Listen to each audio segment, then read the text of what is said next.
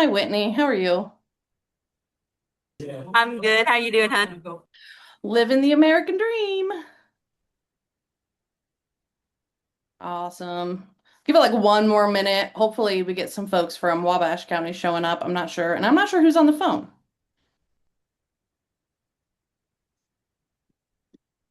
It's Cheryl. Oh, hey, Cheryl. Well, perfect. Hi. All right. We do have a lot to go over. So, gonna kick us off really quick with just well, I guess one, I feel like I probably know everybody that's on this call, but just in case we have never met, I'm sorry for your loss. No, but now it's a win because here we are. I'm Emma Schmidt. I work with Bold Alliance, and my job is to help landowners and communities that are fighting projects like CO2 pipelines and CO2 sequestration across the country to fight back because we don't like when these, super wealthy billionaires try and force things that we don't want onto us. I don't think that's right. That's my personal version. If my boss heard that, she probably wouldn't love how I framed it. But we're gonna keep that between us, all right, guys? All right, so quick update number one. Obviously, y'all probably remember back in March we had Derek Broughton, the attorney who has won all of these sequestration cases in Indiana, come down, and he has since then been working with us to kind of come up with some sort of contract agreement so he could help y'all in Indiana as well. I believe he sent an email out to all of the steering committee members last week, and so I don't want to like keep it a secret or something about who's on the steering committee, but just because we do post these videos publicly, I don't want to like name names and put them all on blast just in case. But if you want to know who's on the steering committee, email me, call me, send me a telegram. I don't care. I will happily tell you. And if you think you're on the steering committee and didn't get an email, let me know. And if you want to be on the steering committee and don't think you are, also let me know. So basically, the steering committee is going to be kind of the group of people that are getting the information from Derek about what's going on with legal challenges and things like that, and then passing it back to the community as a whole. It's easier this way just because it's really hard to represent hundreds and hundreds of people as a lawyer because you have ethical obligations. So if he just represents a handful and, if he wins, the wins reverberate to everybody, just an easier way to go about it. But that's essentially where that's at. Like I said, if you didn't get an email and you thought you were supposed to, let me know. If you want to get an email, you want to be in on the steering committee, let me know. It's not, something that's set in stone just yet at this point, but we are moving things forward, and I'm very excited to hopefully get things off the ground and actually get some legal results rolling in here soon. Um, awesome. The other thing is Janet there, I can't see. Hey, way in the back. Yeah, I was gonna have you just give an update on the fish fry, which looked like it went pretty awesome, as well as if there's any upcoming events, things we need to be ready for. We had the fish fry Saturday a week ago, and we did pass out the flyers that we received. And we have gotten some response. People are interested. And if anyone did not get one here today, they're here. So it was a good opportunity to meet the community. I love it. Loved the pictures. Anything, any parades or anything coming up that we need to get on the calendar? We won't have anything until Labor Day in Clinton. Nice. Anyone knows Perfect. anything else like a county fair? One of the 4-H fairs coming up. We could do that. Just let me know. Love it. Wonderful, Janet. Appreciate it. All right, next I wanted to do, I know y'all just had your primary and it was kind of a wild primary, at least from what I've read in the news. I don't know how y'all are feeling about it, but I know there was a number of very close votes and things like that. And I did put together a spreadsheet of just kind of what we're looking at. So I'll share that in just a minute. But first I wanted to ask, I know Spencer Deary, he was like what, 3 votes ahead, and they had the opportunity to do a recall vote. Does that happen? Does anybody know?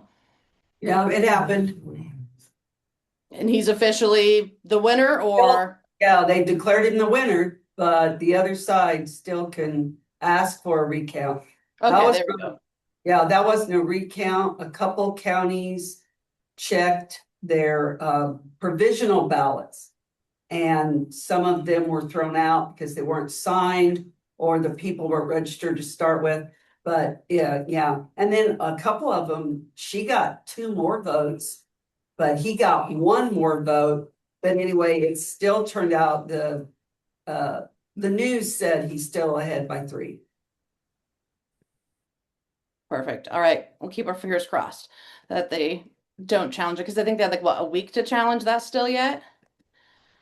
All right. I'm going to share my screen really quick. We can dig into this more in depth, or I can share this out if folks want. But just because we do need to be thinking about elections, as much as I hate politics, I was telling somebody the other day that like I'm just so sick of this two-party system that I am like 1 or 2 years away from just becoming a card-carrying anarchist because it's driving me crazy. But here we are. We do have to pay attention to the elections because these are going to be the folks that next session will hopefully pass our bill. And so just like based on what we learned from the primaries and things like that, I put together a spreadsheet. It's going to look very busy, but I'll break it down really simply or as much as I can. Basically, we have a lot of opportunities to get rid of folks that we might not necessarily like Mr. Ed Soliday. He is up for he has a general election candidate, so in November you can replace him with somebody that I don't know where this person stands. Maybe they're with us. Hopefully they are.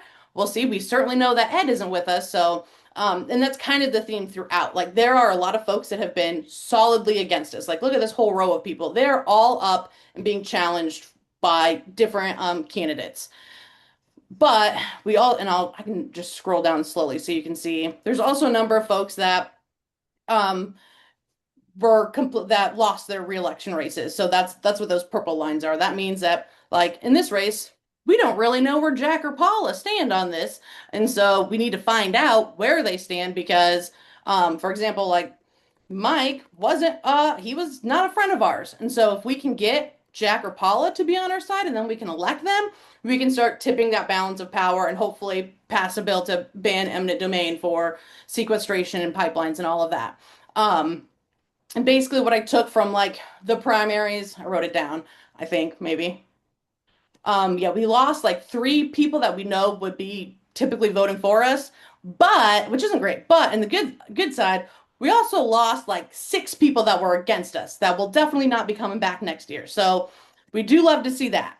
And then I also just this is what we know for sure. These are all the people that do not have a challenging candidate or that were up for reelection. No, they were all up for reelection. So this is just people that, no, they weren't. I'm making things up. So this is just people that we know are going to be back next session in 2027.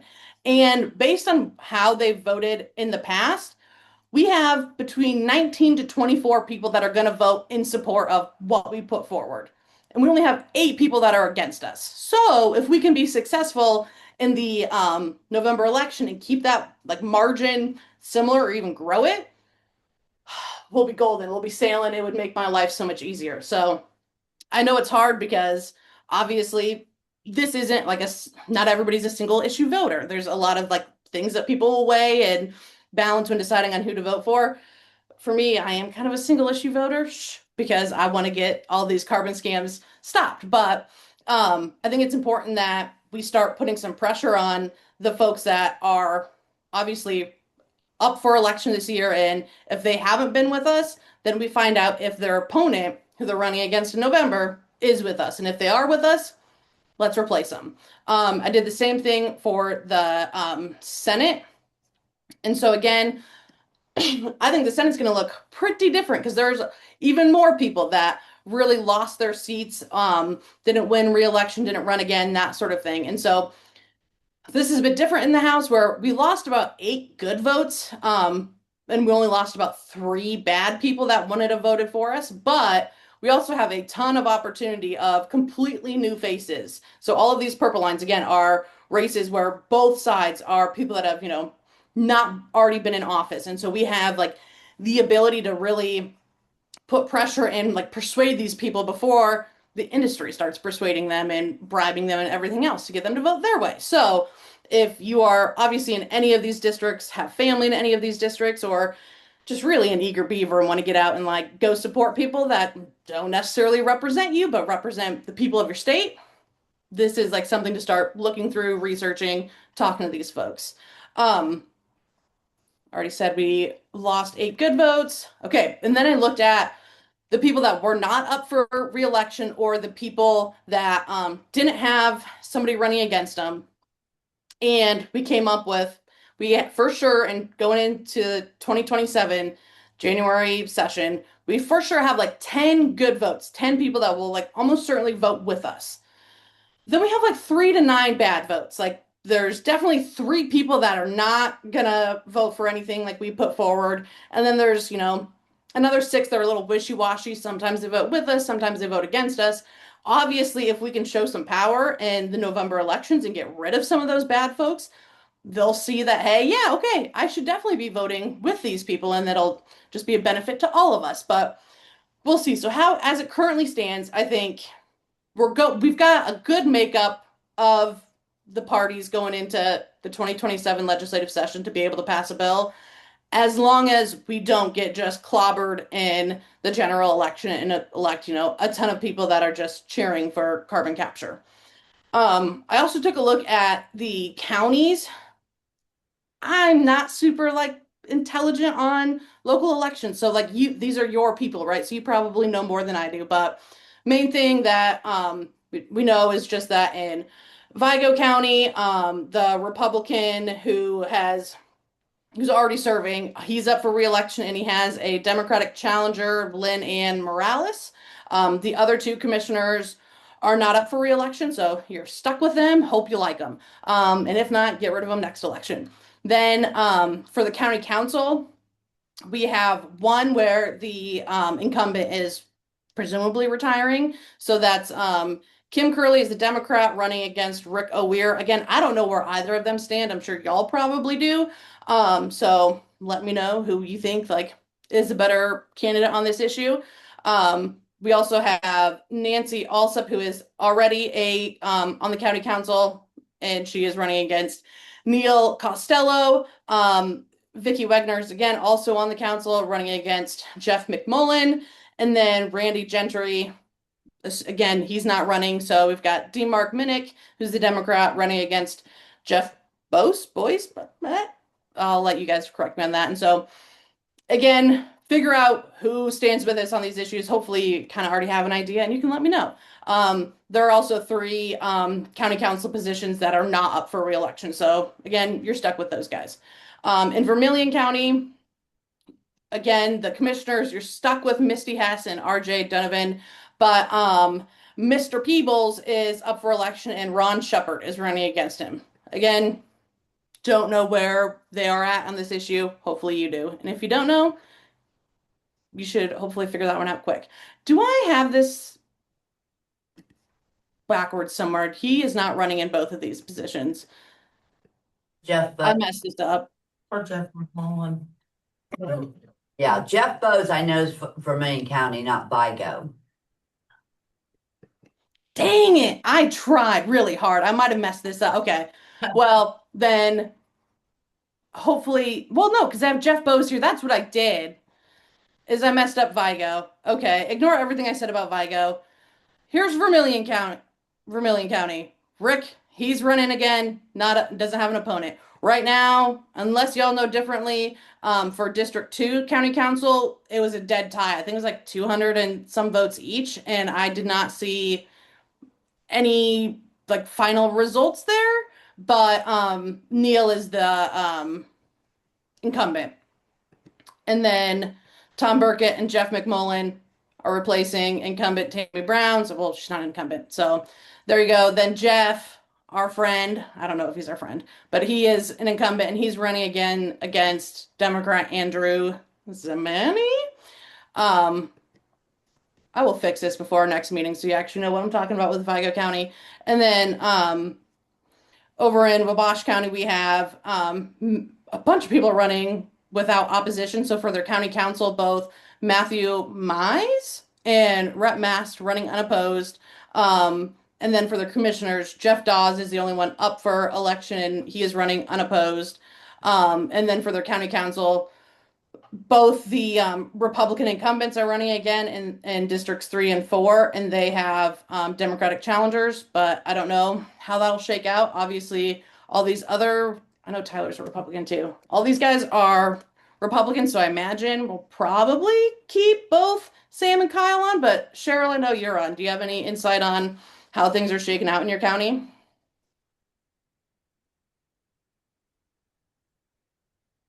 In Wabash County, all of them are unopposed. And, well, I won't say completely unopposed, but we are a very Republican county. It's very, very red here. And they will all hold their seats. We did have to caucus a state senator to replace Andy Zay, and Andy Zay is one that voted yes on the Wabash Valley project originally. He says it was supposed to be a pilot program, and it opened everything up. And so he was caucused, and Nick McKinley was put in his place. Nick McKinley had a challenger with Chris Parker and also Mike Hensley. Chris Parker had 8 weeks and $16,000 and won it with 5 points, I believe. He won it by 5 additional points. I want to say it was 49-40. Can't remember exactly, or maybe 51-46, something like that. And Chris is a friend. Awesome. Awesome. Well, yeah, so basically, main takeaway here is there are a lot of people running for office and a lot of research we need to do to figure out who is really with us, who's only riding coattails, who is, actually going to be there till the bitter end, who's already been there, that sort of thing. But we have till November now that your primaries are over, so we have some time. And hopefully y'all go home and start doing some research about all of these candidates. Anything to add? Any questions, comments? I do. Lisa. Technically, not until November, because the sooner we can figure it out, then the sooner you can educate people. So I think that's kind of a imperative, is to try to figure that out so we can start educating more people so the voters can start broadening. Absolutely. Absolutely. Susan. With our Vigo County Commissioners, I'm sure everybody's aware of this, but I want to make sure. Mark Klinkenbeard is not our friend, so we need to vote for Lynn this time around, and we need to be talking with her. We've talked to her a little bit, but we really need to be bringing her up to speed on this issue, so. Bill, what did you have to say? We need a law. When people get in there, if they're our friends, then all of a sudden they start taking money.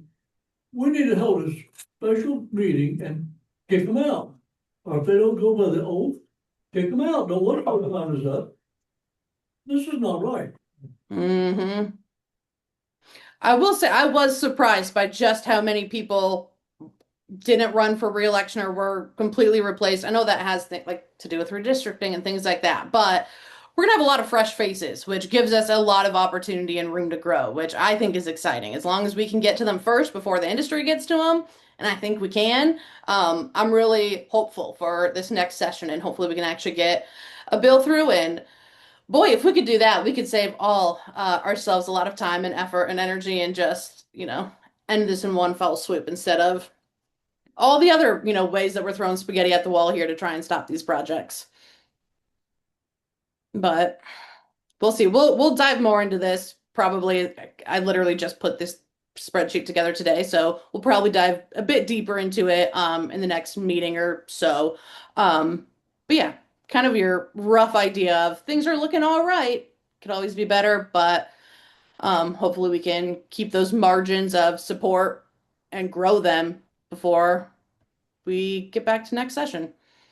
And with that, unless there's any other questions about that, I invited Jan Norris on today, she's a resident of Iowa. And I don't know if y'all saw, but the Summit Pipeline here in Iowa, which crosses the state for over 1,000 miles, recently changed their route. And now Jan is no longer impacted. For now, but I don't want to ruin but I figured I'd have Jan on to talk about how they were able to build resistance in their community over the past 5 years now, and keep people together, and kind of what it's like now, knowing that it seems like you're off the chopping block but still staying aware of things. Yeah. Good afternoon. I'm Jan Norris. Can you hear me? Okay. So I live in the very southwest corner of southwest Iowa, and right down, we're half an hour from Missouri, and we're a half an hour from Nebraska. So that gives you some idea of where I'm at. So we are 15 miles north of the Green Plains ethanol plant, which was the very southernmost plant that was on the Summit route in Iowa. It was. It's not anymore. So 5 years ago, my neighborhood started receiving the letters that there was going to be a public information meeting about this proposed CO2 pipeline. I was like, what? What is a CO2 pipeline? I'd never heard of it. I didn't know anything about it. And that started my journey. And so I found out that the Sierra Club was organizing, and I got hooked up with them. I started doing all the research I could to figure out what they were talking about and what was going on. The more I learned, the more concerned I became, and the more convinced I was making the right choice by opposing it. And so then the Iowa easement team came along and helped with legal support for the landowners. And really, if we could say, be so optimistic to call it success, because nobody really trusts Summit for it to be over in our neck of the woods. But it was because these great organizations put paid staff towards this effort, because volunteers can do a lot, but it really anchored us to have somebody that was their job, somebody like Emma, that this is their job to make sure things keep happening and keep moving, and just provide the structure, yeah, the weekly calls and all that stuff. So I really fear that the pipe would already be in the ground in Iowa, had it not been for Bold Alliance, the Sierra Club, the Iowa Easement Team, and all the other organizations that have jumped in to help landowners. So I immediately got to work. I got out the plat book. I started looking at the neighborhood, started looking at the proposed route, and I started making a spreadsheet. Here are the potential people on the line. Here's their mailing address. Here's their phone number from the, if you if you still have one of these. In fact, this one's a 2020 version because I never let go of anything. You need it later for addresses, if nothing else. And then you start harvesting email addresses, any place you can get them, and you start digging for their cell phone numbers. And I just really made a concerted effort to capture all that stuff and keep track of it. And so then we started, I started saying, well, I got to make sure people know about this. And it's amazing how much you know about somebody just from being around for a while. Do they go by Robert or Bob? My husband is a James. He has never been a Jim. He was a Jamie as a kid till he realized that was kind of a girl's name, and then he didn't want to be a Jamie anymore, so he went to James. So when somebody calls me up and says, is Jim there? It immediately tells me, you ain't from around here, are you? And so I always tried to be very sensitive to that and make sure that I implemented the things I happen to know about people just from being around. Who their tenants are, maybe they've moved, who they're related to, who else might you be able to talk to get to the back door to them. And so then I realized it's really going to be important to hold a public meeting and get people together and start sharing information and getting our side of the issue out there being talked about in the coffee shops. And so I held public meetings. I held lots of public meetings, actually. Some in the beginning, I called Jess at the Sierra Club, and she came out and gave a PowerPoint presentation. But others were just inviting somebody from, I had some supervisors from another county come down and talk about the work that they were doing on the ordinance. I had a former congressman that came down and talk about why he's opposed to it. And, it doesn't have to be a big deal. You can just find a location like you guys are sitting right now and just say, Wednesday at 6, show up. Let's just talk. And I just had a question and answer. Ask me anything. I'll see if I can answer it. If I don't know the answer, I'll write it down and get back to you. Every time you do one of those meetings, make sure you have a sign-in sheet and make sure you get people to give you their email addresses so that you can build your email contact list. And then I would weekly send out the email summary that the Sierra Club puts out And I would share that with everybody every week. So everybody had additional information all the time because a lot of things change in a matter of a few days or a couple weeks. And so then I also set up a Facebook Messenger group, a chat group, you know, so for the daily things that come along, maybe share an article here or there, or hey, there's going to be a meeting next week, or you know, whatever, for that more daily things to share inside the week updates. Excuse me. And then my course had to do it old school too. I just did one this weekend. I handwrite envelopes, type up a letter, mail them out, make sure every landowner knows. There's some people that was the only way they got in touch with any of this is because I mailed them a letter. It's an extraordinary amount of work. And if you build a good team, they'll be happy to help you with it. We had a letter stuffing party at the library one day, you know. I brought all the supplies. Somebody stuck the stamps on, somebody stuck the return address label on it, and somebody helped me write all the addresses, and we got them mailed. So with my board of supervisors, it's been particularly challenging. The board chair at the time, 5 years ago, publicly stood up at that very first public information meeting and said, we can't let corn go back to $2 a bushel. We need this pipeline. And the next 3 years that he was chair, nothing he did really contradicted that and made it very difficult for me. But so over the last 5 years, I have attended nearly every single Board of Supervisors meeting, either in person or on Zoom. And the ones that I couldn't be at, I reviewed the Zoom recording later. And so there was probably at least a good year that I spoke at every single meeting. And they allow 2 minutes of public comment. And yes, they do set an alarm. And yes, they make you sit down and shut up when that alarm goes off. And so it would take me 2 hours to prepare for that 2-minute comment because I had to be extra vigilant. I can never share any information that is inaccurate. There's just no room for hearsay. I had to research and make sure it was accurate and then back it up. I had to put my source. I chose to put all my sourcing in there so that if nothing else, if I have to backtrack it, I don't have to research all that again. So I always had to make sure, and then I had to practice it. I had to hone it. I would change words to be fewer syllables so I could get done in 120 seconds or less. And then I could go on and ask to be put on the agenda. Sometimes they'd let me, sometimes they wouldn't. Most of the time they would if I could give a legitimate reason. And to give an update with more information that required more than 2 minutes. I would type up those reports, including all my sourcing for every issue I report on. And then I not only share it with the supervisors after the meeting, but I also send it to all the media. Because when the local radio station says, I don't ever get to listen to the Board of Supervisors meetings because he's busy on the air at that time. So, excuse me, by sharing my report, then he's able to do a better interview with the chair afterwards. Because Green Plains is at the end of the southern part of the route, and some of the counties down there only have a few miles that are affected, I took it upon myself to be the spokesperson for 4 different counties.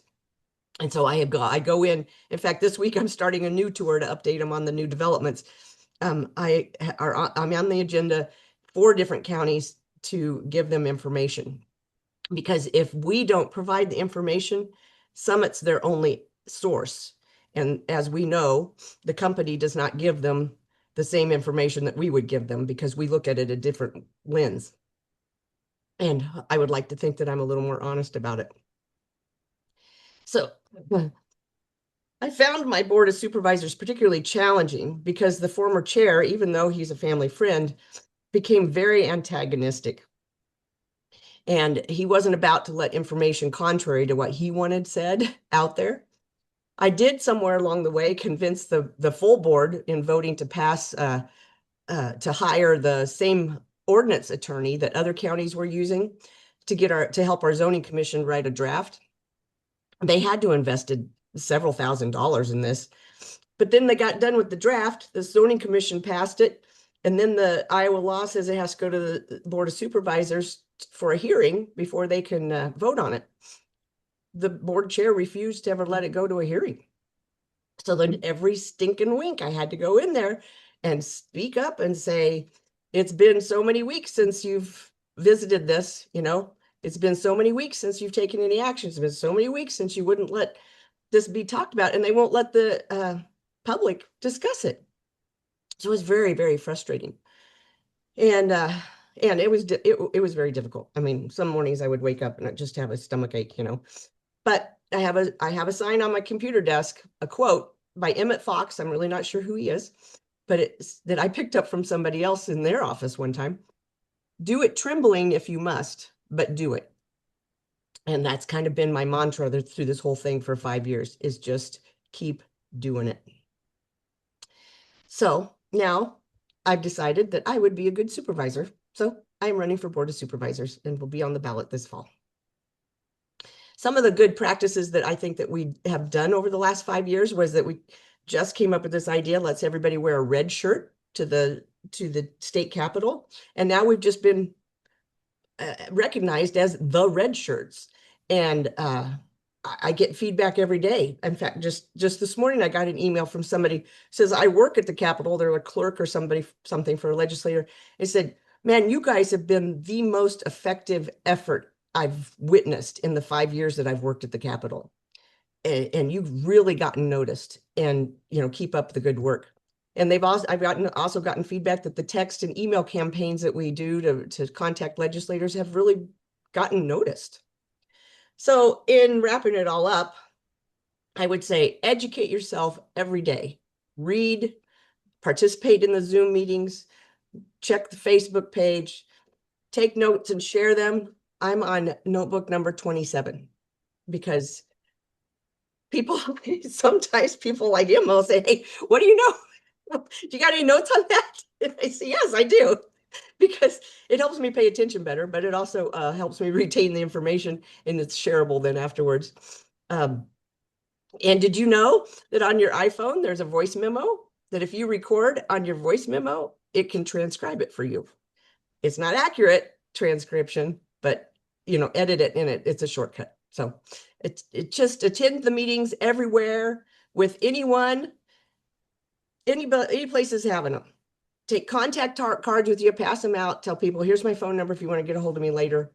Stand outside with pipeline sponsored meetings and hand out information. Build your network.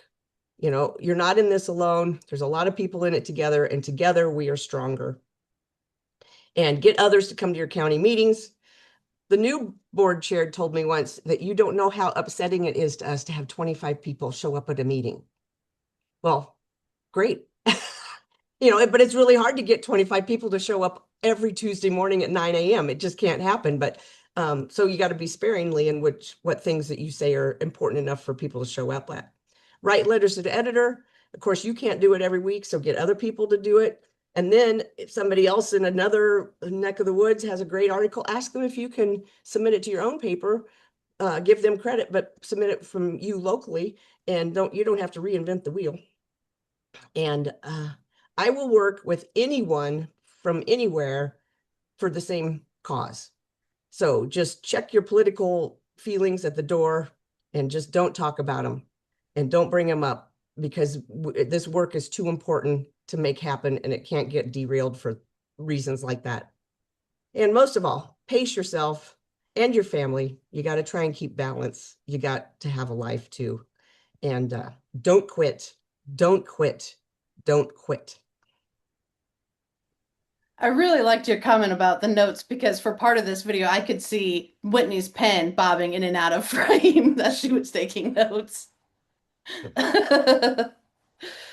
Awesome. Any questions, comments, thoughts for Jan?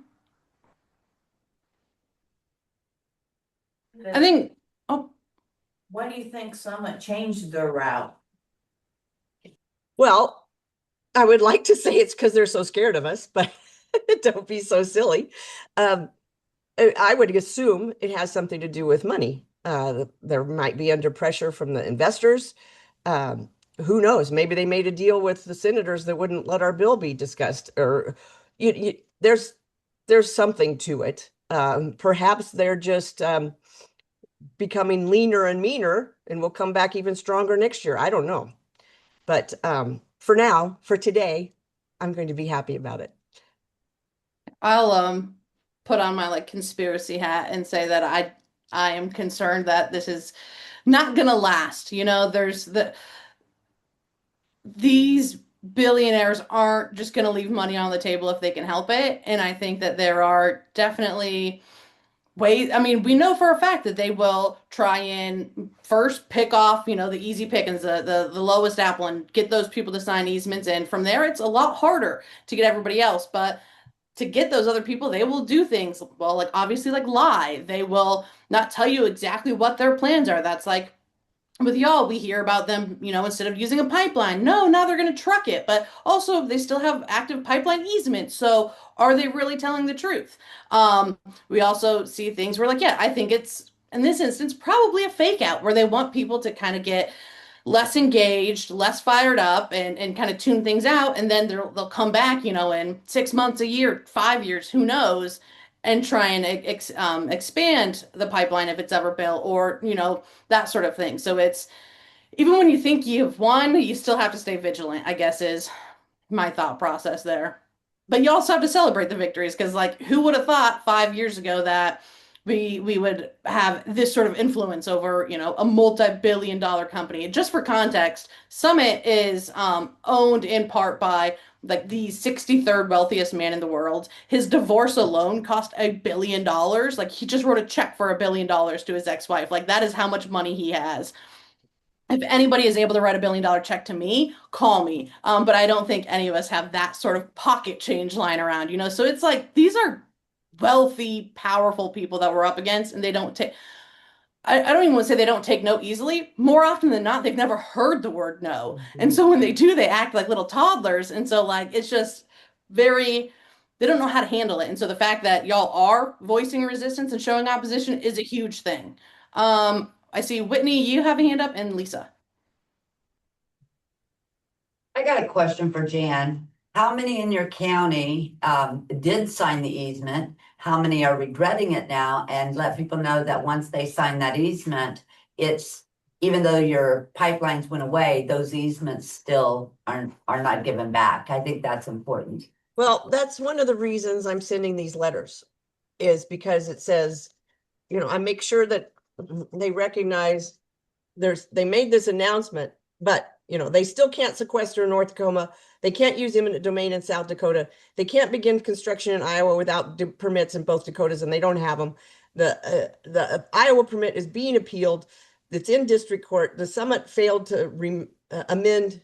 The summit has filed to amend the permit.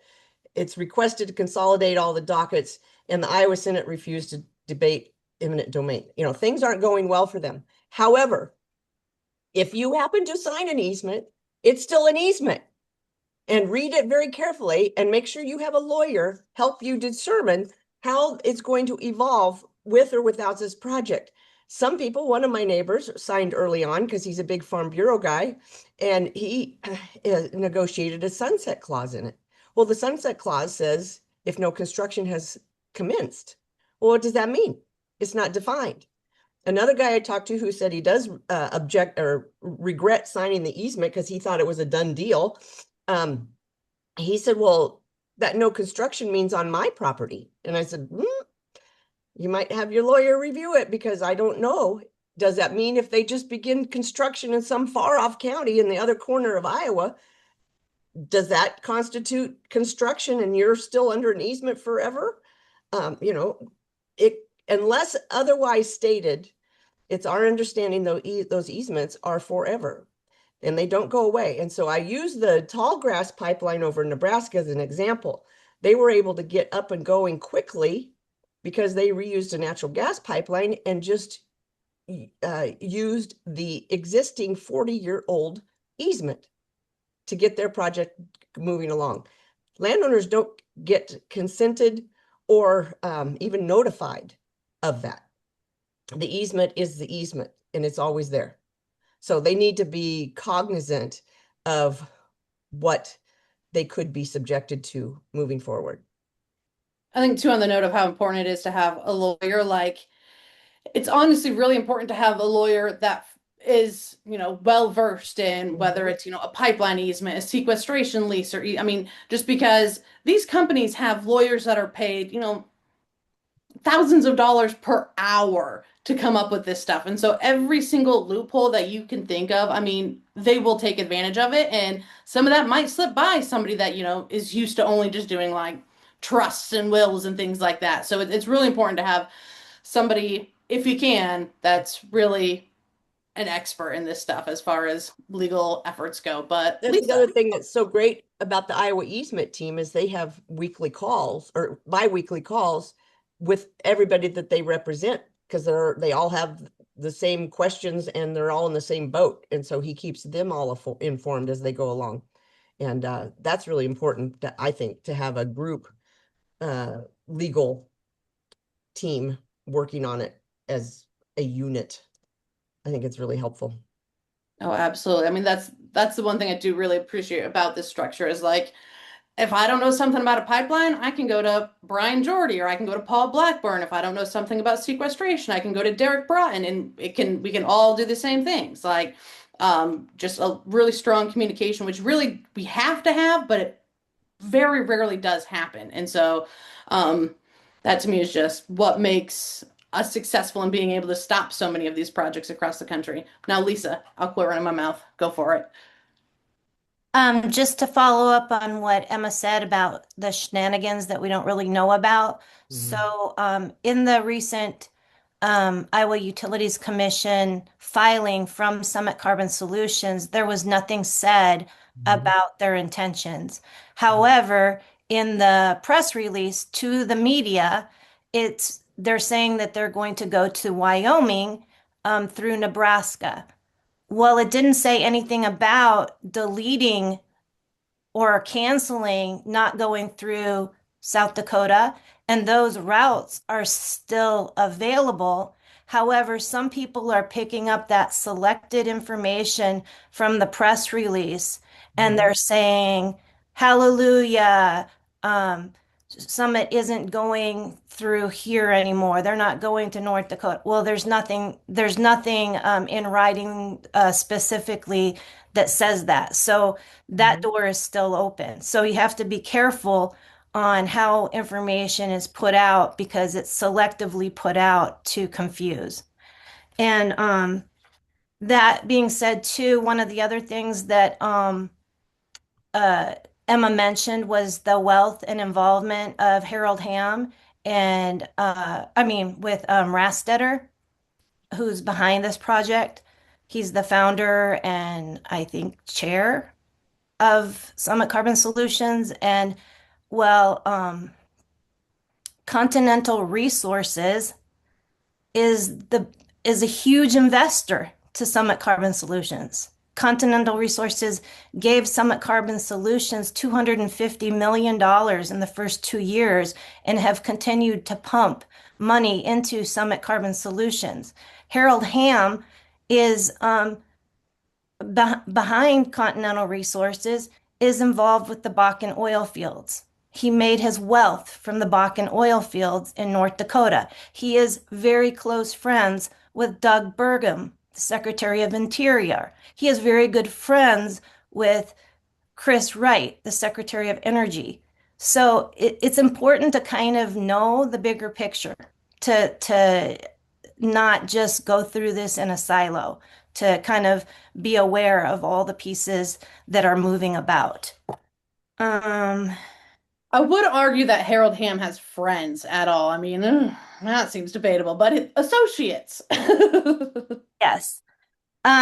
And then one thing on what Jan said about the easements. Now I can't verify this. It's just what I've heard, and I think there may be some substance to it, is those easements that are signed that may be forever, they can be sold to anyone. Like the last time Navigator was coming through and those they folded and then they sold their easements to Summit. They can be sold to other entities as well. And I've also heard that they can be used for collateral on bank loans. It's in the easement. It says it. So these are things that people really need to be aware of, is that they have so many options and you, the landowner, have so few. And they will pin you in and box you in, and it's not a good thing. Exactly. And I think too on that note, like that's why in some cases, in my mind, it's easier to go through eminent domain rather than signing an easement because one, if you sign first before anybody else, like you're not getting a good deal. Like you might think, hey, oh, I can buy a new pickup truck. Well, if you had waited, you could have bought 12 new pickup trucks. And same with like just eminent domain in general. Like the companies always like to frame it as, oh, you'll get way less than the asking, and you're going to get ripped off if you let the government handle this. That's just not true. I mean, in some cases maybe, but if you have some like a decent argument, a decent lawyer, like you're definitely getting what you deserve, right? And also you get to hear it from a jury of your peers. And frankly, most of your peers, at least in a lot of the counties that I've seen, probably like you a lot more than they like these companies. So I wouldn't be afraid of hearing the words eminent domain. They use it as a threat, but let them. I don't think it's nearly as scary as they want you to believe it is. Lisa. Oh, Oh, I just want to back up what my feelings on this with what Emma just said. The words eminent domain and condemnation, those don't circulate in most of our worlds, and they have a tone to them that is very scary. It's like you're just going to lose everything. But if your property is taken by by eminent domain, it is condemned. Like Emma said, it has to go through a county appraisal board with the board put together by peers in your county, and you are still granted just compensation. So whatever the company is offering is supposed to be just compensation. Whatever the court is deciding is supposed to be just compensation. So it's kind of a little bit of a gamble, but it doesn't necessarily mean that you're going to come out on the short end of the stick. and I especially don't know. I Go don't for know it. about Indiana, but in Iowa, our local county boards of supervisors appoint the members of eminent domain board. And so look into it because I got appointed to ours because I was like, if this goes through and it goes to eminent domain, I am going to be a really loud voice. Nobody in that room will know more about this subject than I do, and I'll be in a position to protect some of those landowners who are likely to be taken advantage of.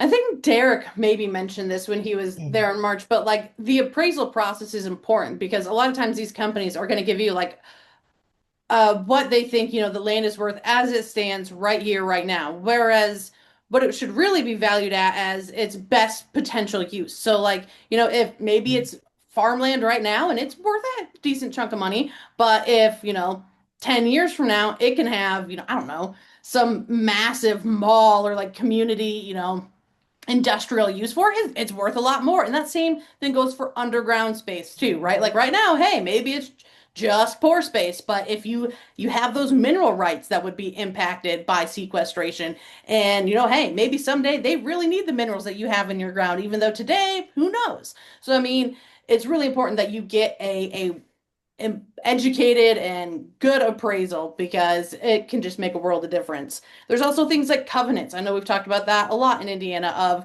how that can play a role. Just various things can change, like if things go to eminent domain, or even if you're looking to negotiate, can change, what the value really is, I guess I would say. But hopefully nobody's actually really thinking about negotiations. We're not really worried about easement acquisition because screw these guys, right? Like we don't want the project and it doesn't need to happen. But that's just my personal opinion. Did I fully answer the lady's question? It seems like there was three parts to it, and I may have only done one. I think you answered all of them. Okay. Thank you, Susan. Any other questions, thoughts, ranting, deep, dark family secrets that you want to share, gossip, open to all? I will make a remark. So many of our people during our candidate forums and speaking with people on election day and leading up to the primary still don't know about the no CO2 dumps in Vigo and Vermillion. And it's just amazing that the people that are elected, that are in office, that are just dense to the whole thing. They'll be like, well, what is that? So I'm hoping that like the one shot we've got at somebody different for commissioner, that we can all take them to 101. But I don't, we have 106,000 people in our county. Lord knows how many of them are over 18, and barely anybody showed up to vote. Yeah, I think that's kind of the story everywhere. And I mean, if you can reach those voters that don't normally vote, I mean, that's how you win. I mean, that is such a common tactic. That's why, like, or even like independent voters, people that are registered no party. I mean, I don't know if y'all are aware of this, but you get hit up twice as much as people that are registered with a party because everybody wants your vote. So, I mean, that's why like those votes are so important because everybody thinks they have a shot. And I think in this case, we probably do have a shot at earning those people's votes if we can get them to well, if we can get the right candidates, but then too, because like this is just such a basic common sense issue that really why this comes down to the legislature is beyond me because it is truly just common sense. There's no reason that in anybody's brain, the idea of taking carbon out of the air and shoving it underground permanently makes sense unless you are one of these, multi-billionaire investors that want our tax dollars. In any other instance, everybody, I think, can kind of see through it, but there are a lot of really dense legislators, like you said, elected officials that just don't get it. And that's largely because they're hearing from the companies. They don't understand the full story. And so it's kind of on people like you that do get the full picture to break it down for them.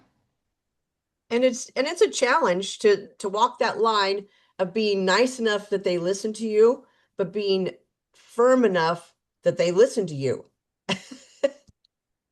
It's tough. You can so easily written off.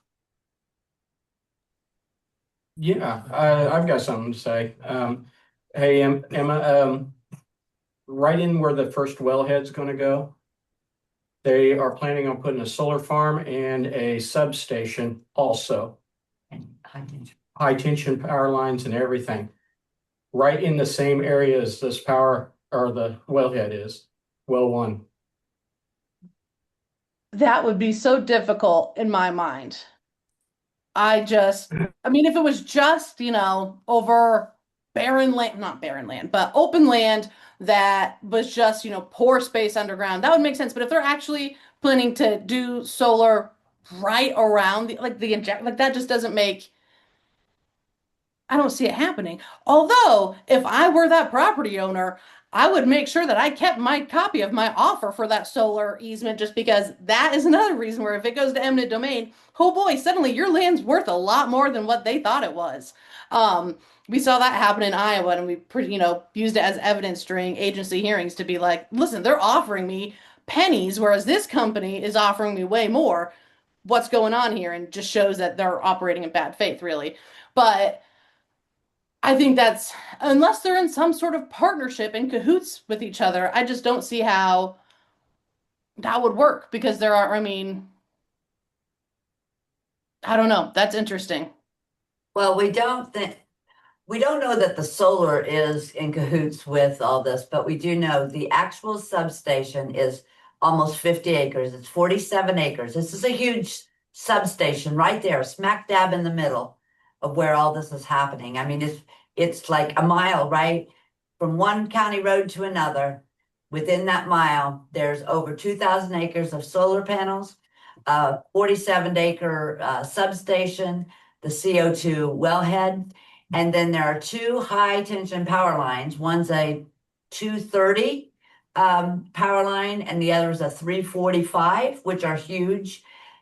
It is also running clear back to where WV's is at. And that's into that corridor that they're wanting to hook into. So are those interconnected? I do believe they are.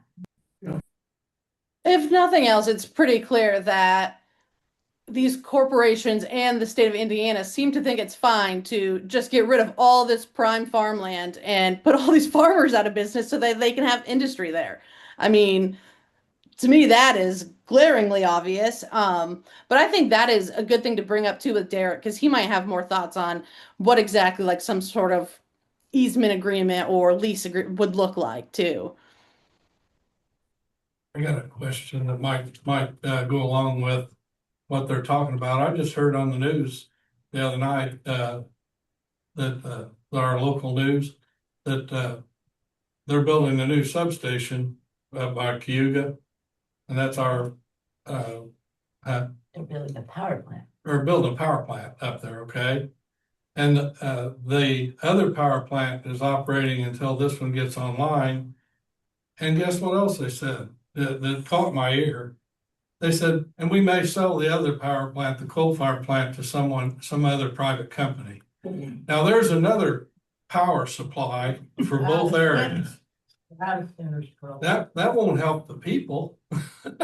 You know? That's what I was going to ask is all of this unleashing energy just to power data centers? I mean, that kind of sounds like it is. They had well, not just data center, but if Wabash Valley needs to build a power plant to run their plant, well, they found other sources already that may supply because the lines all go there. Mm-hmm. Well, also in the fact of that is they're probably going to need power, Wabash Valley Resources is, but also they're going to be making power, so they need a way to put it back out on the grid. Oh, they sell Yeah. Yeah. it. They sell it, yeah. It's like a two-way thing, but these high tension lines run from clear up in northern Indiana, almost Michigan, right? This power is not sourced for us. It's available on the market. That's what we're having such an issue with. We become the place, right? So that everybody else can have power. And it comes back to they're wanting that power decentralized. And that becomes aggravating because it is the Midwest that gets dumped on to supply the power to East, West Coast, and it ticks you off, or it does me. Mm-hmm. Lisa. Yeah, and what that gentleman said, it just goes back to once they have control, whether it's bought like outright land or it's a easement under control, they can buy and sell it to whomever, whether it's of interest to them, and then they pass it off and make bucks on it to some other entity, and it'll be out of range for us, so it will never come back to the people. Exactly. And that's, I mean, why this all boils down to how important it is to keep your property rights intact, because your property rights are your power. I mean, that is your leverage to make sure that you live in a country where, you have the right to life, liberty, and, the pursuit of happiness, all that good stuff. Because if we give this stuff up, I don't know, We're not getting it it's back. scary. Yeah. It's not coming back to us. No. And another thing is with this whole power situation, right down there where Wabash Valley Resources is and where Duke Energy's power lines are going into, right? There's also another company called Wabash Valley Power Alliance, who all they do is buy and sell power on the market. So I think, and what aggravates you is us ratepayers pay for those new corridors coming in. And I literally found a document just the other day that said Duke Energy and Wabash Valley Power Alliance trade assets. So the daggone ratepayers have to pay for this crap, and then they're going to give it to some nonprofit, supposedly they're a co-op of a co-op, but we're paying for it. And Duke does that a lot. It's just like that coal plant. Us ratepayers paid for that. They're going to sell it, make money, and then we're going to get charged for their new, I think it's a gas plant, isn't it? Yeah. Mm-hmm. Well, it's a good gig if you can get it, get somebody else to pay for your expenses. All right. As long as you have no morals, yeah, it's great. Ridiculous. Well, I know we're at 4 o'clock. Any other last minute comments, questions, thoughts? Bill Deep had dark something to family say. secrets. I'm really pushing for the dark family secrets. Nobody's ever spilled their guts when I've asked for that, and waiting for the day it happens. Go ahead, Bill. You know, we're, bygones for Bay County are still exempt. That bothered me from day one. Now, last week at Duke Guy, public service, come out and talk to me. I didn't call him a liar, but I called him in several lies. He's not as good as Wabash lies, but he's lying. He told me people that was already signed up for solar, which was not true. But all the neighbors around me now is gonna do solar, not me. And I told him, you ain't coming on my property. So they're living 50 foot on the side of my neighbors. Now, you tell me that Duke ain't, Wabash ain't gonna run that carbon right down through there? I mean, it's gonna get ugly before it happens, but that's their game plan. I told that Duke guy, Wabash run right through the solar panels they want. He said, if they do the solar panels, they're not gonna have the option to come in there and put the carbon. I said, oh. Yep. Yeah. I'm glad you stood strong. And that's the thing too, is like a lot of these, they're all the same. They're all willing to mislead and just say what you need to hear to sign your name on the dotted line. And I'm glad y'all are smart enough to actually just not believe them because that is how we start to be able to actually take our power back from these companies because they really are just out of control. I don't know any other way to put it, but I think especially with elections coming up, I mean, everything y'all are doing, everything on the legal front, there is hope. So we'll just keep plugging along and what's going to come will come and we will be there to meet it when it does. Awesome. All right. Well, I will talk to you all next month. Hold on. Let me really quick just look at what date do we have? The June 14th. Does that work for everybody?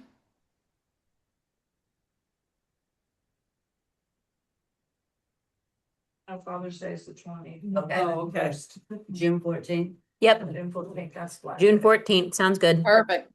All right. We will plan on June 14th. Same place, same time. Hopefully, bigger crowd. Although I know weather and summer and everything else, it makes it kind of hard to want to come sit in a meeting. But thank you all for those of you who did. Appreciate it. Thank you, Indiana. Thank you. you. Thank you, exciting. See you soon. Bye. Bye.